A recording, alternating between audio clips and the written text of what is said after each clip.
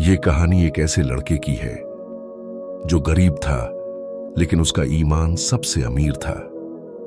नूराबाद गांव में हर तरफ अंधेरा था, लेकिन एक दिल था जो रोशनी ढूंढ रहा था। आरिफ, जिसके पास न तो पैसा था न ताकत, बस एक टूटा हुआ घर और एक बीमार मां। लेकिन उसके अंदर एक ऐसी आग थी जो उसे हार मानने नहीं देती थी। लोग उसे नजरअंदाज करते थे, पर वो हर रोज अल्लाह से उम्मीद जोड़कर जीता था। कहते हैं कुछ दर्द ऐसे होते हैं जो इंसान को तोड़ते नहीं बल्कि बना देते हैं, और आरिफ की जिंदगी भी एक ऐसे ही इम्तिहान से गुजर रही थी जिसमें सच छुपा था, धोखा था और एक बड़ा राज दफन था।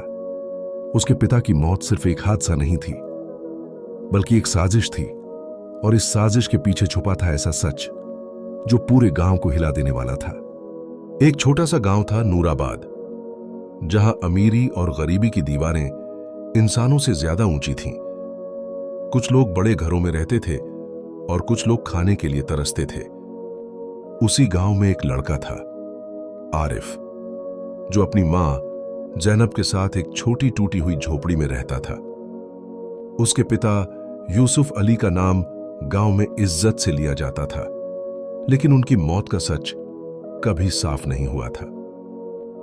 आरिफ हमेशा सोचता था कि उसके पिता एक अच्छे इंसान थे, लेकिन हालात ने उन्हें उससे छीन लिया था।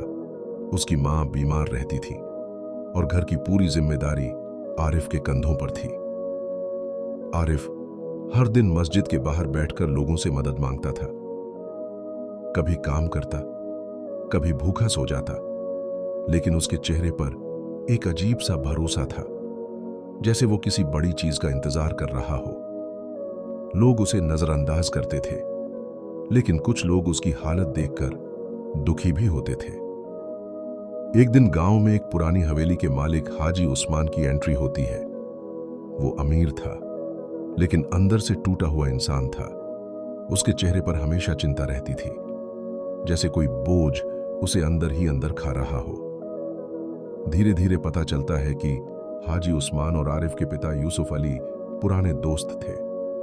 आरिफ की जिंदगी में बड़ा मोड़ तब आता है जब उसकी मां की तबीयत बहुत ज्यादा खराब हो जाती है और इलाज के लिए पैसे नहीं होते।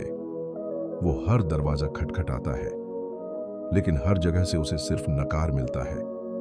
उसी टूटे हुए हालात में वो पहली बार पूरी तरह टूटकर अल्लाह से दुआ करता है। सजदे में गिरकर रोते हुए वो कहता है कि अगर उसके पिता की कोई निशानी है तो उसे रास्ता दिखाया जाए। अगले दिन एक रहस्यमय घटना होती है। एक बूढ़ी औरत आरिफ को एक पुरानी डायरी देती है जो उसके पिता यूसुफ अली की होती है। उस डायरी में एक भयानक राज छुपा होता है।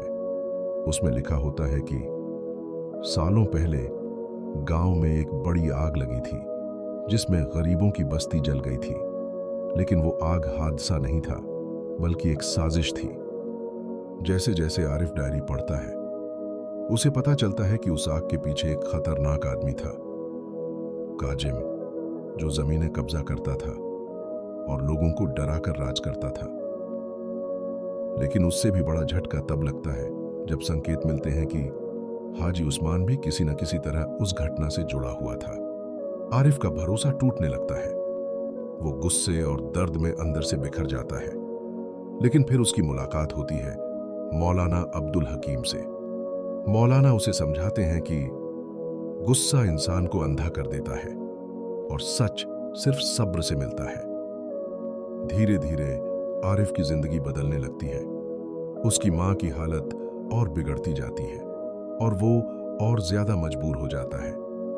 इसी दौरान उसे पता चलता है कि उसके पिता यूसुफ अली ने उस आग की रात कई लोगों को बचाने की कोशिश की थी और आखिरी वक्त तक लड़ते रहे थे। फिर कहानी में बड़ा मोड़ आता है। हाजी उस्मान टूटकर स्वीकार करता है कि उस रात वो काजिम के दबाव में आ गया था और उसने अपने दोस्त यूसुफ अली की मदद नहीं की। यह सुनकर आरिफ अंदर से टूट जाता है, लेकिन मौलाना उसे संभालते हैं। इसके बाद आरिफ, फैज, हाजी उस्मान का बेटा और मौलाना मिलकर सच की तलाश शुरू करते हैं। उन्हें पता चलता है कि काजिम अकेला नहीं था, बल्कि उसके पीछे एक बड़ा सिस्टम और सत्ता से जुड़े लोग थे। जैसे जैसे सच सामने आता है, काजिम आरिफ को खत्म करने की कोशिश करता है। एक रात कब्रिस्तान में बड़ा टकराव होता है, गोलियां चलती हैं, मौलाना घायल हो जाते हैं, लेकिन सच बच जाता है। उस रात पहली बार आरिफ डर को छोड़कर खड़ा होता है। फिर काजिम पकड़ा जाता है, लेकिन मरते मरते वो एक बड़ा राज खोलता है कि असली मास्टरमाइंड एक मंत्री रशीद खान है।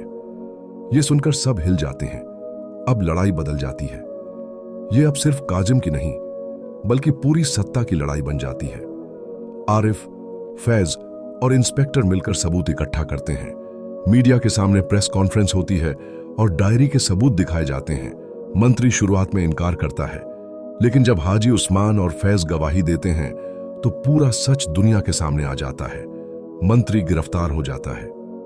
आरिफ टूटकर बैठ जाता है, लेकिन अब उसके अंदर एक नई शांति होती है। मौलाना उसे बताते हैं कि यह सिर्फ जीत नहीं, बल्कि जिम्मेदारी की शुरुआत है। 1 साल बाद गांव बदल चुका होता है। गरीबों के लिए घर बन चुके होते हैं, स्कूल और मस्जिदें बनती हैं। आरिफ अब बच्चों को पढ़ाता है, हाजी उस्मान गरीबों की मदद करता है और फैज कानून की पढ़ाई करता है ताकि आगे ऐसे जुल्म रोके जा सकें। आरिफ आखिरी बार अपने पिता की कब्र पर जाता है और कहता है कि अब सब ठीक है। उसकी आंखों में आंसू हैं, लेकिन दिल में सुकून है और उसकी आंखों में एक आखिरी भरोसा होता है कि सच चाहे जितना भी दबा दिया जाए, वो एक दिन सामने जरूर आता है, क्योंकि अल्लाह कभी इंसाफ को मरने नहीं देता। ये सिर्फ कहानी नहीं थी, ये एक सबक था कि जब इंसान सब कुछ खोकर भी अल्लाह पर भरोसा रखता है तो सच आखिरकार उजाला बनकर सामने आता है।